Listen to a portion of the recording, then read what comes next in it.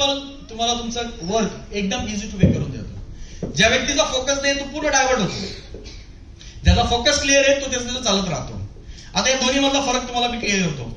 ज्याचा फोकस नाही आहे ना तो पहिले मला सपोर्टला कोण कोण येतं, मला अपलाईन किती मदत करतात, आणि मला तर प्रोडक्टचा रिझल्ट कमी आला आणि माझा तर चेकच बनत नाहीये, मला तर सेमिनार जायला खूप त्रास होतो, आमच्या घरापासून सेमिनार खूप लांब आहे, आणि माझे सिनियर तर तिकडच लक्ष देतात, माझ्याकडे लक्षच देत नाही, आणि मग मला बिझनेस करायचा आहे पण ना माझा थोडीशी अडचण आहे, माझा ना पर्सनल प्रॉब्लेम आहे, काहीतरी पर्सनल प्रॉब्लेम नाही. मग आमच्या घरचे नाही म्हणतात, घरचे नाही करायचंय बिझनेस मला पण काय ना थोडंसं आर्थिक अडचण नाही हो. आरटीपीला पण यायचं होतं पण प्रॉब्लेम काय झाला, पैसेच नव्हते. नाही यायचं होतं आरटीपीला, पैसे पण होते पण 2 दिवस कोण बसल ना तिथं, बरोबर आहे. करायचंय आपल्याला, आपण करू आता उद्यापासून 1 तारखेवर बघा तुम्ही फ्री झालं कसं काम करतो.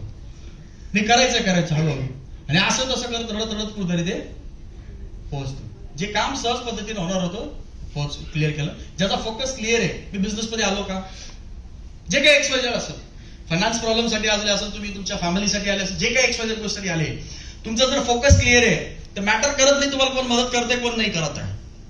मिळाली मदत वेल अँड गुड, नाही मिळाली काय हरकत नाही.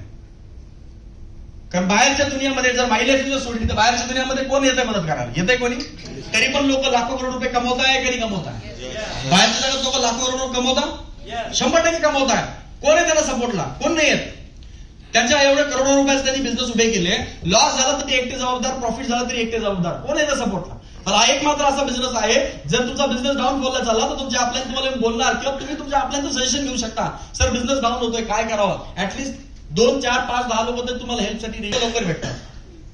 जर तुमचा फोकस क्लिअर आहे की मला एनटीसी जायचं तर 100% एनटीसी जाईपर्यंत तुम्हाला सांगायची गरज नाही पडणार.